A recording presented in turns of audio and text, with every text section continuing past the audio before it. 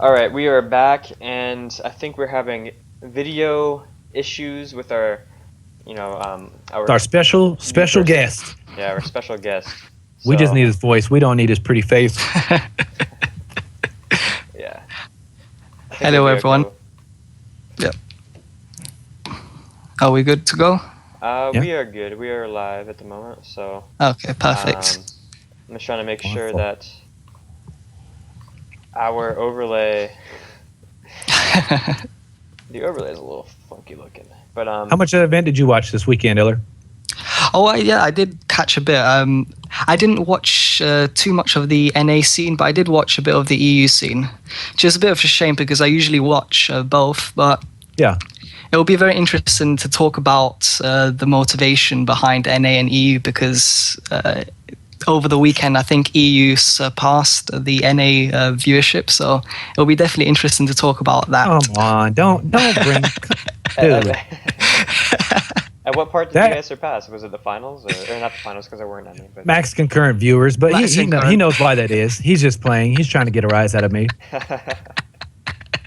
Because I told him when the whole Call World League happened, I told him the biggest reason why ESL got that partnership with Activision is they said they can make it a global league. I mean, they're going to try their best to represent in Australia and Europe, and I understand it's a marketing tool for PlayStation and Activision to sell their game and sell consoles, et cetera, et cetera. Look at my friend Joaz in the chat says EU over NA confirmed. He knows. I don't know what YouTuber it was. I never heard of the YouTuber. What YouTubers was it that brought a bunch of people to the stream? I don't know. It's not one that I've ever watched, but they kept mentioning his name. I'm like, who is that? It was. So who was? They had a couple big YouTubers that directed to the stream. They not only did like live on their channel, on their little YouTube channel, they did like a little intro clip, like, "Hey, go watch the COD World League EU, etc., etc." So it was a little bit different. I mean, I imagine that in the United States, if you didn't have syndicate streaming at the same time that the NA COD World League was on. I mean, who knows, man? All I gotta say, how many viewers did they have? 76,000 or 77,000? Oh wow. Yeah, something like that. Yeah. It was 70-something thousand for the EU. I wasn't in So, there I when mean- that happened. Yeah, I can remember Call of Duty in 2013 had 76,000 viewers for an event. So, I mean, you could pat yourself on the back all you want, Iller. Yeah. Oh, yeah. Oh, I forgot to introduce myself. So, my name is Ilya. I'm from London. I'm formerly known as Avarada. I was a Game Battles admin, community outreach specialist. And so I'll just talk a bit about myself. A part of my role as community outreach was pretty much on social media and engaging with the community on issues and concerns, and then relaying those pain points to the management to come up with a strategy to deal with those problems. So pretty much I was on social media talking to people, hello, how are you? All of that stuff. Yeah. So it's very good because this actually kind of leads on to my main concern, or my main kind of point, is that I'm a marketing student, so I study marketing at university. So I'm very interested with communication and that sort of area. Mm-hmm. So during my time at Game Battles, I was in charge of many promotions to promote. I was in charge of many projects to promote awareness and help bridge the gap in communication between staff and users, which I felt that was a big issue throughout GB, and not only GB but MOG as well as a company. I feel that there's a sort of a gap between the staff and the community, and I think that's led to this sort of backlash and hatred towards MOG as a company, because our generation right now, me and you, we're living in the largest increase in expressive capability in all of human history. Just bear with me. So that means that we're talking more than ever. We're having talk shows on Twitch. We're talking to other people in Australia. We're doing all this stuff. Yep. And the problem now is, because we're talking more than ever, we as customers expect people to talk back at us. And that's a problem I find with MOG, is that as this community is so passionate about this scene and want it to succeed, they want to know where it's heading, like what sort of plans, what sort of things are the industry going to look forward to. And I think that's the problem with MOG for me as just as an outsider, is that they need to kind of consolidate that gap in communication. So we need a strong marketing PR from MLGs to sort of, I don't know, what you guys think about that. I'm sorry. Thanks. I just got pizza delivered to me. Oh, nice. I'm sorry. Paul, do you have? Do you have anything to add, or do you want me to talk? Because I can talk all evening. No, it's I don't ever mean to beat dead horses, right? So I think you're seeing Activision finally get involved and put their dollars where their mouth is, right? Because a lot of the events or leagues that we had before, or even LAN events, other outside of COD Champs, were all funded by the event organizers, right?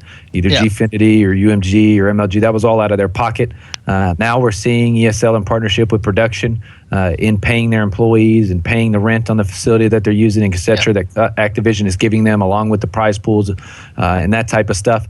We're seeing a lot more. I mean, Activision wouldn't hire the former CEO of ESPN and hire Mike Sepso from MLG without trying to take it in a specific direction, right? I mean, Puckett was one of the 3 founding guys at MLG. I mean, he's been around for a decade, and he left to go work with Sepso at Activision. Like I was talking to Roman earlier, he went down there and that's very surprising.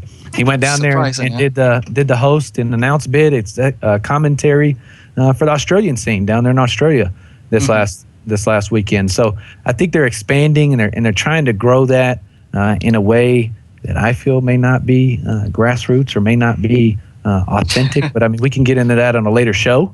But in aspect of Call of Duty as a whole, I don't think you see really, as far as fan base goes. Look, a lot of people that I saw, they were like, oh my God, look at this. We have the YouTube gaming stream. We have the CODWorldLeague.com stream or CallOfDuty.com/esports stream.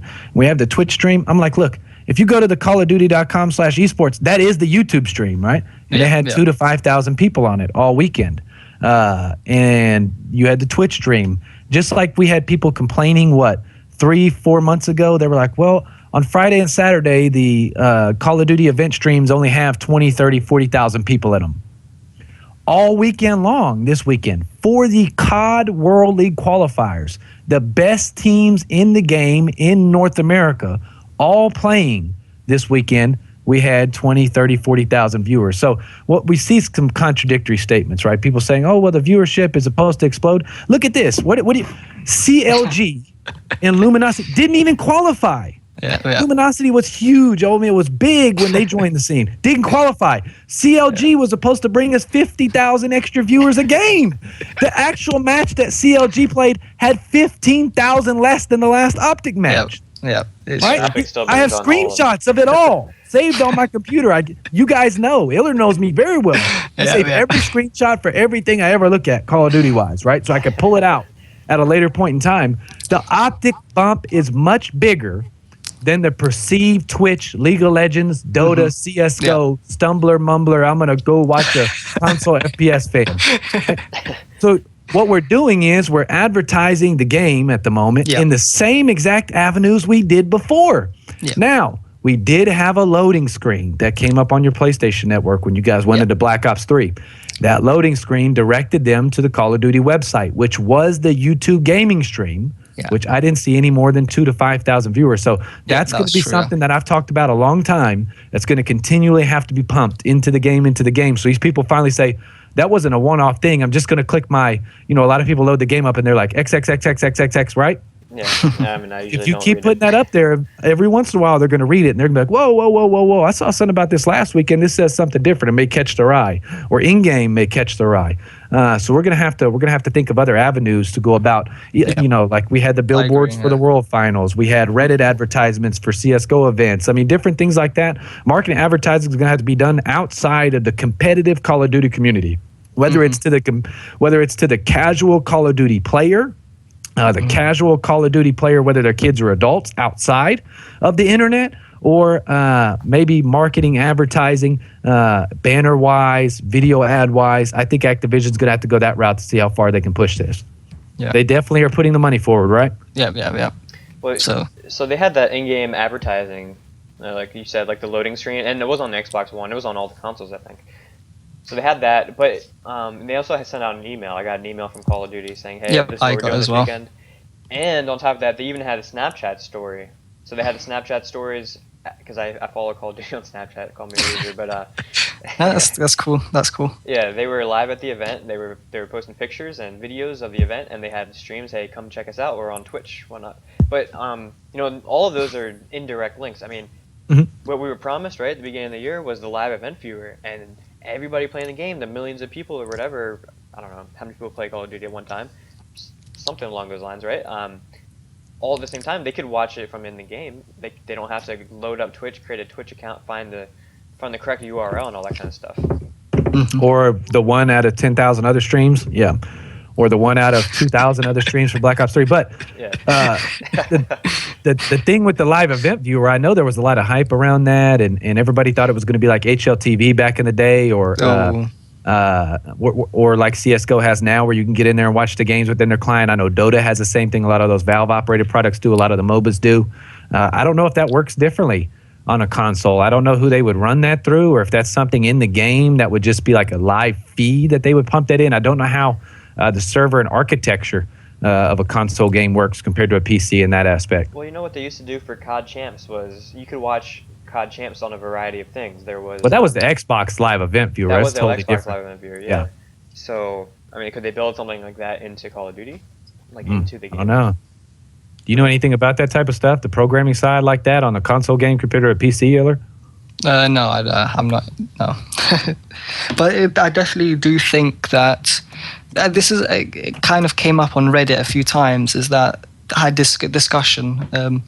What is the best way to attract viewers? Is it from the from the casual supporters that play the game, or is it from other games like League of Legends? What do you think is the best approach? Because I'm seeing mixed opinions on this. People say we have to stick to casual because they're the most likely to watch, or then other people are saying, well, League of Legends, they don't care about Call of Duty, they just want to play League of Legends. What are your kind of views on that? What's the best kind of way to attract the audience? Like which area? I mean, Are you talking about attracting MOBA? Yeah. So essentially. You know my thoughts on that. I'll tell everybody listening to the show or people who are watching us play. We're not going to get diehard League of Legends players, right? To say, heck, I really want to watch that PlayStation gamer on the controller with the aim assist playing first-person shooters. It's not going to happen. This is why Halo. Otherwise, Halo's viewer numbers would have exploded the last 7 months. They were on Twitch the whole time, right? You would see PlanetSide 2, you see Infinite, all these different esports games that these publishers have pumped dollar and dollar and dollar and dollar into being esports games are all on the same channels Call of Duty is right now. I always thought, in my mind, that Call of Duty being unique, right, with game battles being unique for console first-person shooter websites, as far as ladders and tournaments and money and a large competitive base that plays on there, that does not go to events, that does not go to open events, but will watch it on occasion or have their favorite teams or players, that you have to mine those type of bases, right? So when you talk about grassroots, that's mining the grassroots. Now, how do you get people to join game battles? Now, a big thing with Halo back in the day, they had a lot of MLG insignia when it was with Bungie, right? A whole bunch of MLG stuff went into the game, and it sort of directed people to when they were on the USA Network, or directed people when they were doing that. So it's a matter of to me, I think the best way is to try in your absolute power to tap into that casual base. A loading screen is a good start. Live event viewer is a good start. I think even links within the main playlist games are good starts. I mean, we're not going to get as far as where we have a client like you do in Steam, where you have everybody's live streams in like a tab, right? That's not going to happen. I don't think we're going to have a section where you open the game like Counter-Strike, CSGO now. You open the game, on the main page is like a news article about the very next event they're having, right? And on the right is all the top 5 or 6 streams that you have within the game. I don't think Call of Duty is going to get to that point yet. But if people want to, just like I fought with a lot of people, we go to Twitch, we're going to have 1 million concurrent viewers. I mean, I have screenshots of people saying, if these big organizations outside of Call of Duty join Call of Duty, we're going to have 400,000 viewers, right? Dude, if you understood the rhetoric that's out there, we've had big organizations join, right? I don't know what they're going to pull in front of Call. Now I know why the players want these big organizations. I don't know what they're going to do for Call of Duty per se, right? But be like a side game for them. Hopefully not a side show. But I know what the players want with these big organizations. The players want to get paid, right? They want to be like the CS:GO or the League of Legends or the Dota players, and they want a salary. No matter how much I stream, no matter if I do YouTube videos, no matter what I say on Twitter, I want a salary for just getting off my bed, going to my living room and playing Call of Duty. I think that's a big thing that they want specifically. And I think that's laziness because we have a lot of Call of Duty players that are lazy specifically. I mean, they've had multiple opportunities over the last 2 years with the explosion of growth we've seen in streaming and YouTube within the Call of Duty competitive community. It's shocking that only a handful of pros have actually grabbed a hold of that. And the handful of pros have either been in or out of Optic at one point in time.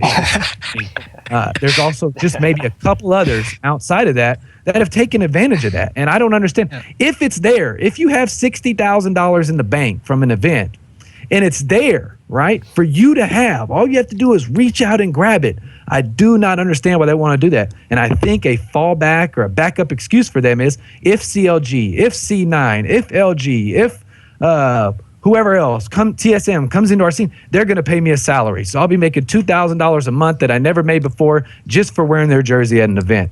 And if you're a TSM owner or a CLG owner or a Cloud9 owner, unless you're signing contracts, taking pieces of their prize pool, making them do guaranteed hour streaming, making them do guaranteed minutes of YouTube a month, making them do guaranteed AMAs, different things a lot of stipulations. There is no value these Call of Duty players add to those organizations. Just as such, I don't think there's much value, as we saw this last weekend, but maybe it'll grow in time, maybe over the next 2, 3, 4 months, that those organizations really add to Call of Duty. Mm-hmm. Yep. And it's good that you mentioned TSM because if you didn't know, they are looking to recruit a COD team now. So that would be interesting in terms of who they're going to recruit. Well, I already heard people who didn't qualify for last event. I saw some things on Twitter about that. Proofy, Imbo's out. It's already like incestuous roster changes like 24 hours after the first qualifier got done, right? Well, nobody's going to stick around and nobody's going to stick around and play in the online qualifier together. They're all going to mumble jumble. Yeah.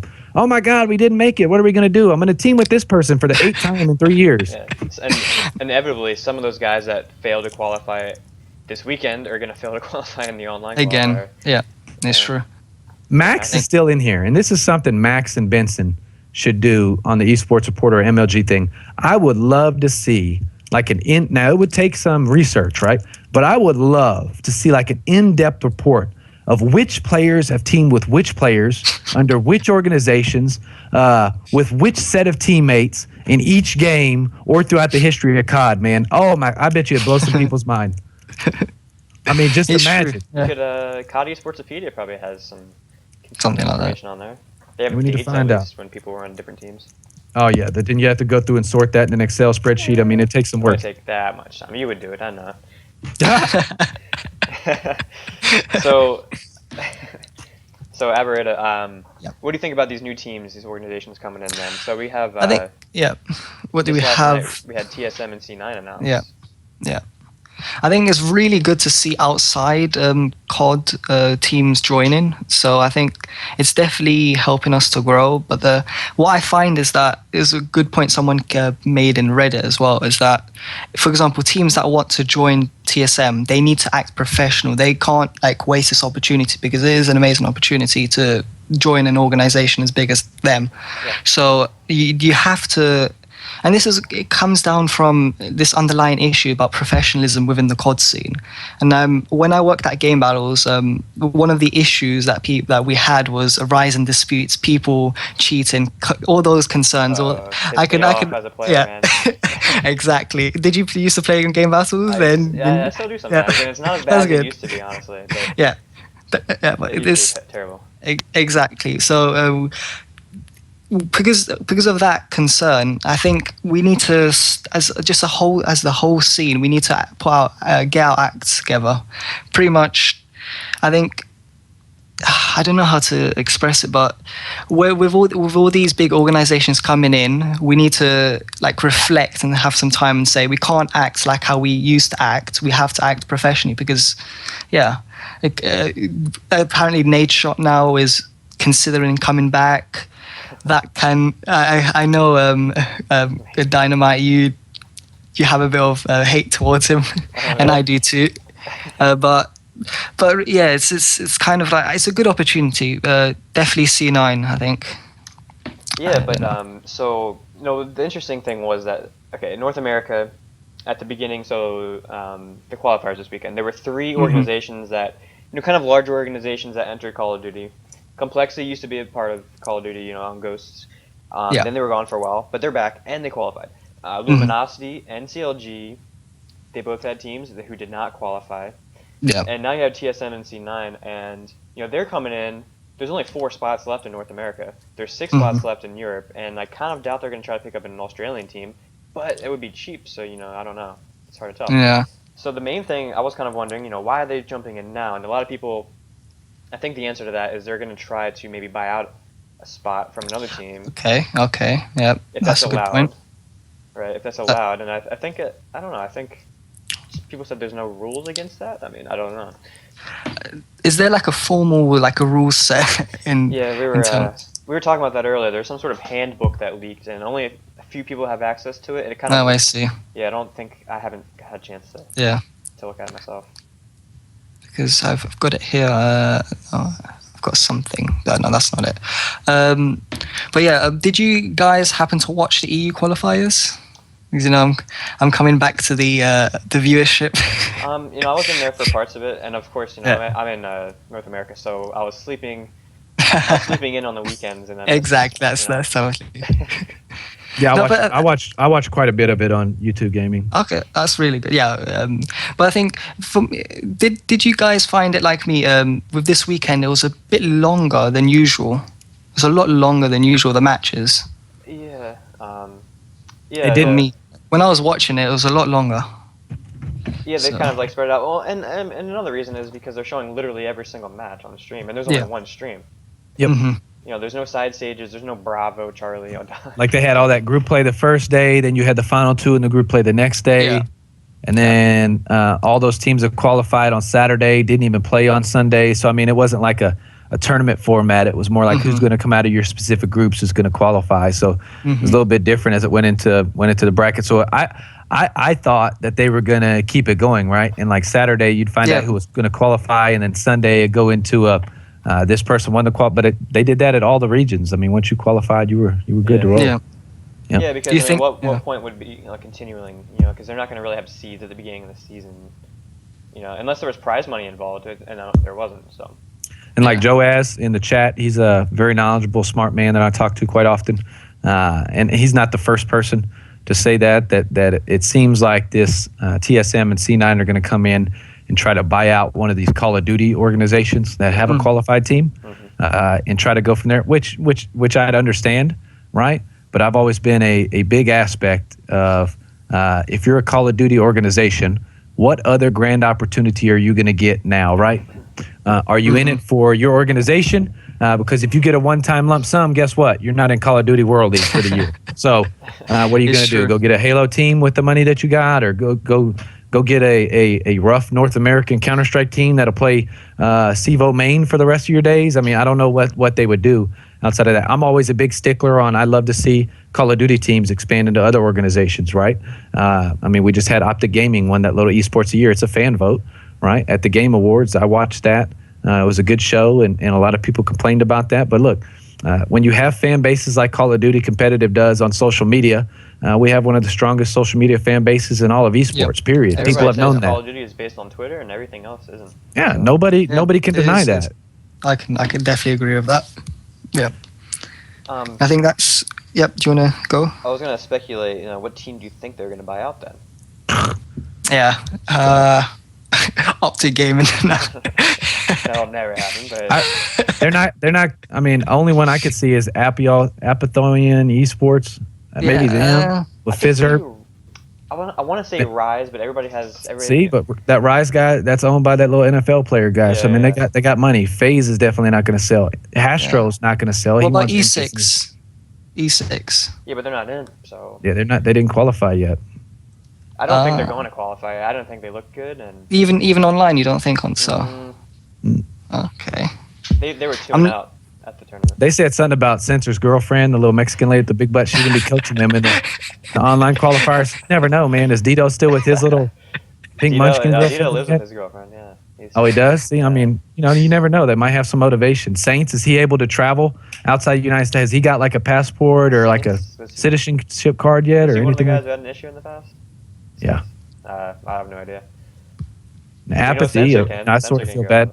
Feel bad for apathy, but you're gonna have teams that are just gonna. That's why these people constantly switch and fall off and go to other teams and join with other people, because you got a tier level in Call of Duty where you have 1, 2, 3 teams that are excellent, have been together a while. Just they fit together perfectly in their roles, from COD game to COD game now, from Advanced Warfare to Black Ops 3. And then you have a bunch of tier 2s and a bunch of tier 3s.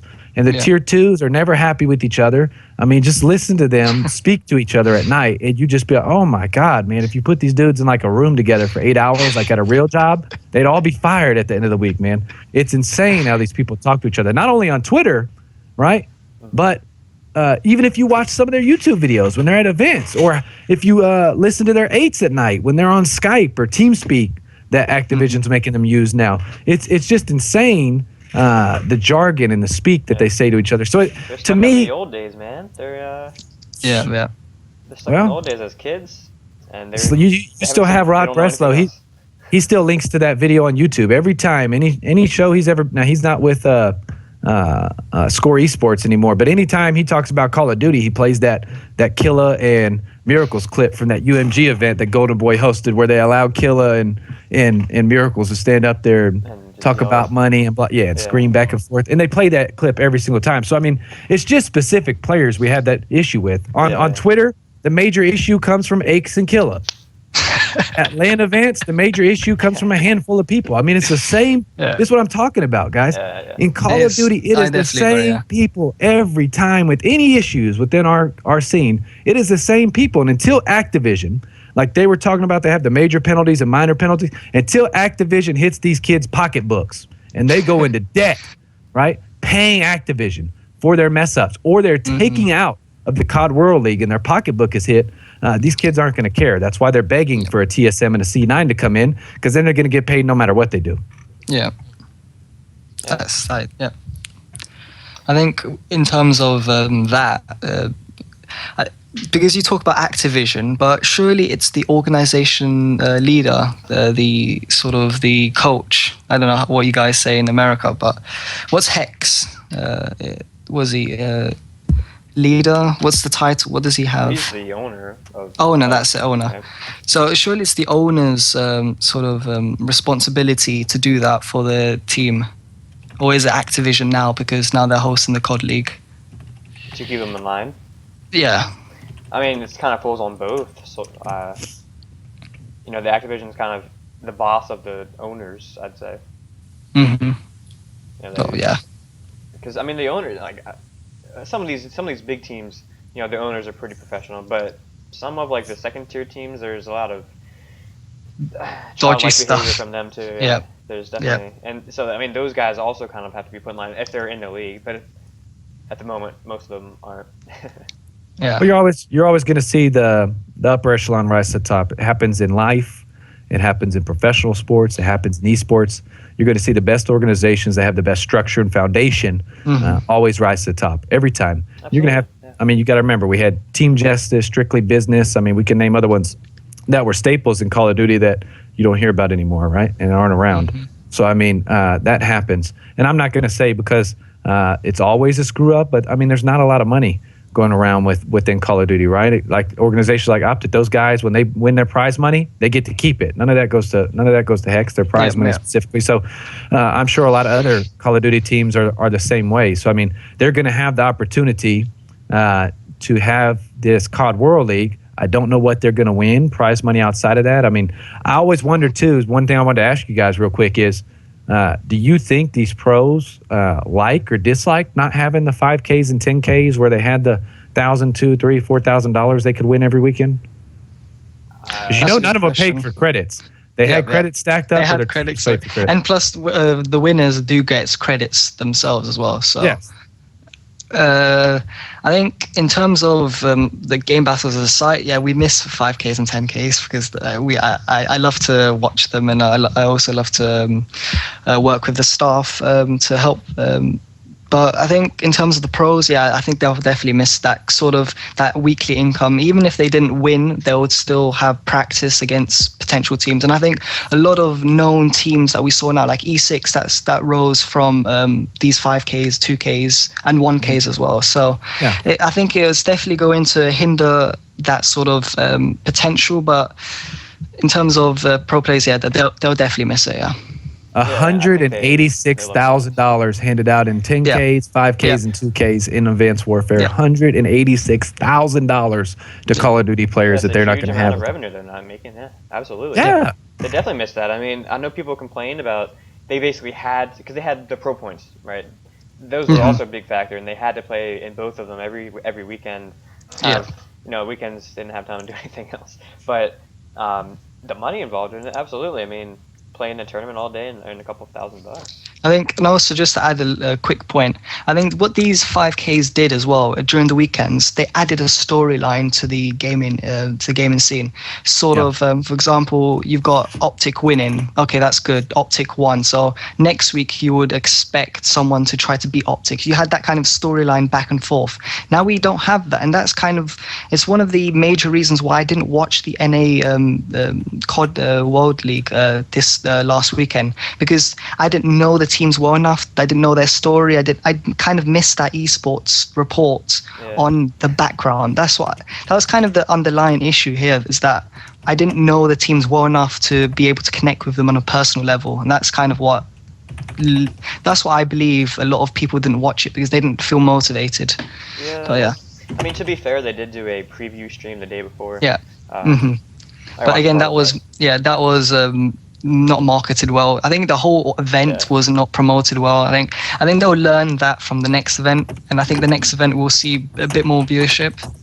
So they definitely didn't, because I mean, we didn't know details about the event until a few days before, and I mean, I was sitting there waiting to update my website and what's going to happen for this event, what's going on, and nobody knew anything about it until just a few days before. So once again, like the Totino's Invitational, the same idea, like it's the same. Yeah, it's the same concept. Yeah. Yeah. It's but stream wise though, like production wise, they did a really good job. If you on the chat, guys, if you missed the EU league, watch that, because the production value was very good. The casters, there was a lot of mixture in caster. We had a French caster who spoke English, which his accent was amazing. So trust me, all these things, I definitely enjoy the EU scene a lot more than the NA this weekend. So I'm here to big up the EU. That's interesting. I'll have to watch the EU stream a lot more next time just to see the level. I mean, you never know. Some of the storylines in the NA scene are sort of worn out. Like for example, there's an organization, FABE organization, German. They didn't qualify. They've got a really good following. I think that the max concurrentship, the concurrent viewers, was with them in the finals. And unfortunately, I don't know. Again, Splice, what a match that was! If you watched the CTF final match, that was an amazing. But the overall, I think EU is a kind of a dark horse in this COD league. I think watch in 2016, an EU team will win it. I will definitely. I'm gonna go for it. I'm making you guys a bet right now. An EU team will win the COD league. You mean the COD champs at the end? Yeah. Okay. I don't know about that. I'll bet you right now.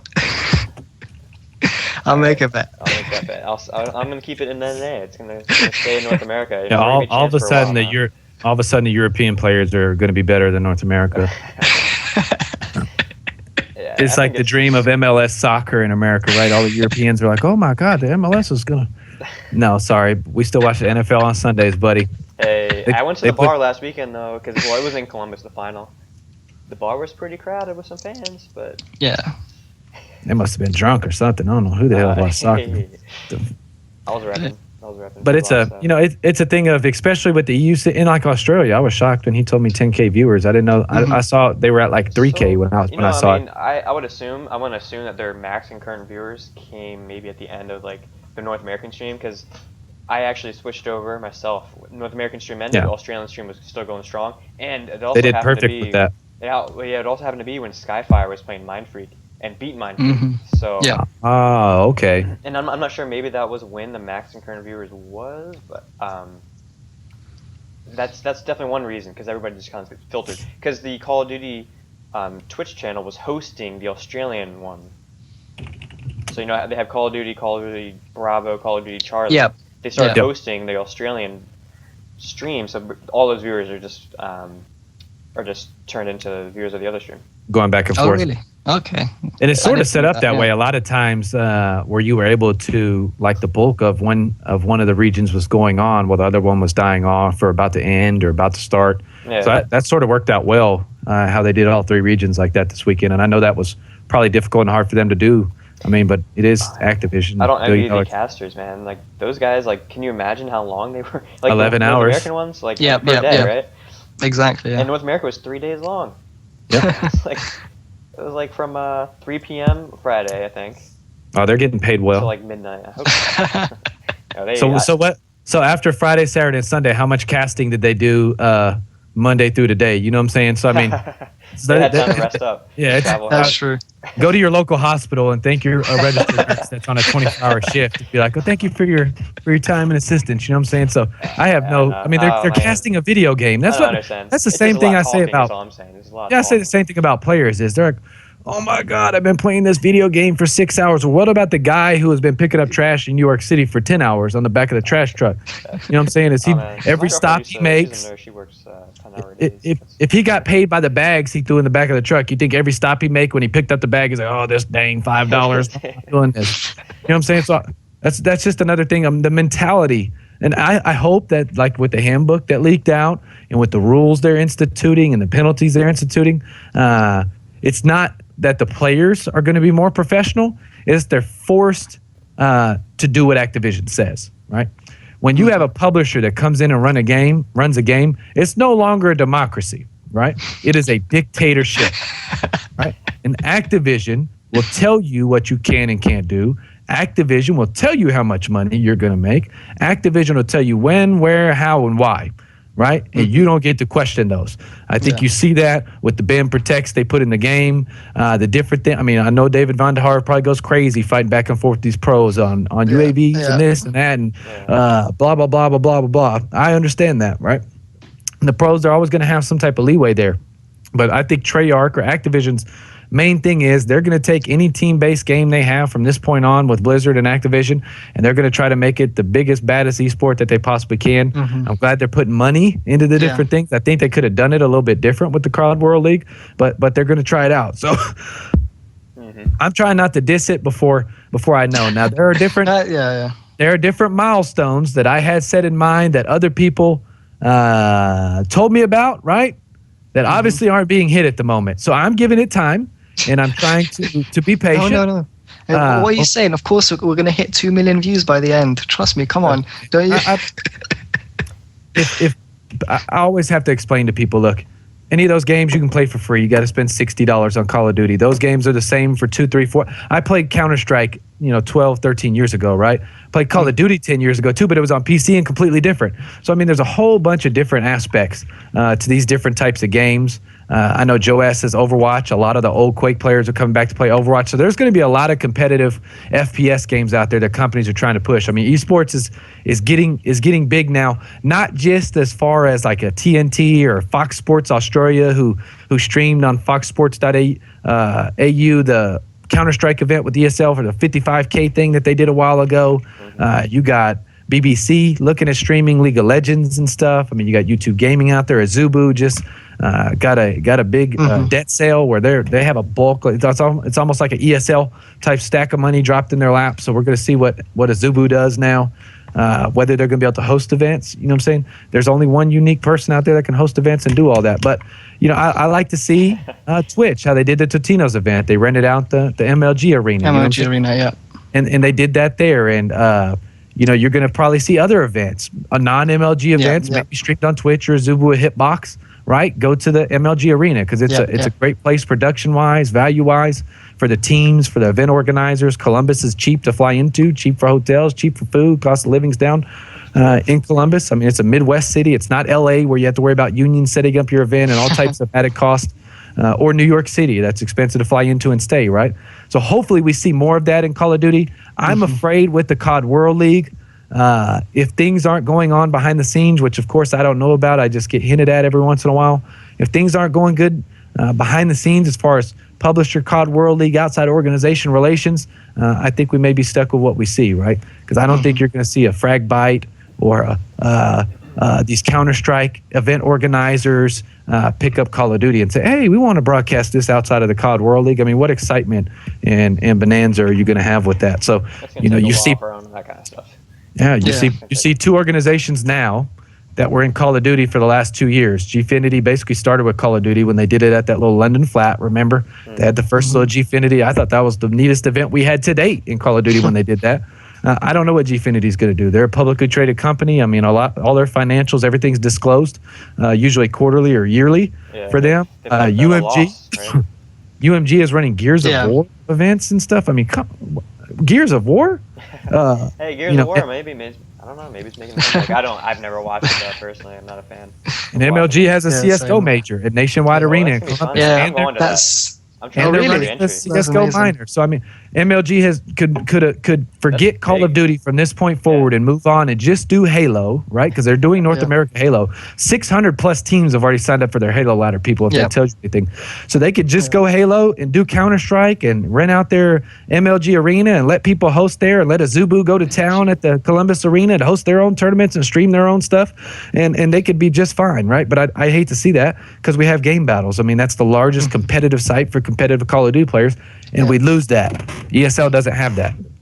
They have a ladder type system, but they don't have the back end for the trophy system and the points and credits and all that different stuff that Game Battles and even UMG Online to an extent has. And I'd hate that for Call of Duty competitive players. I just would. Yep. So I definitely agree. Yeah.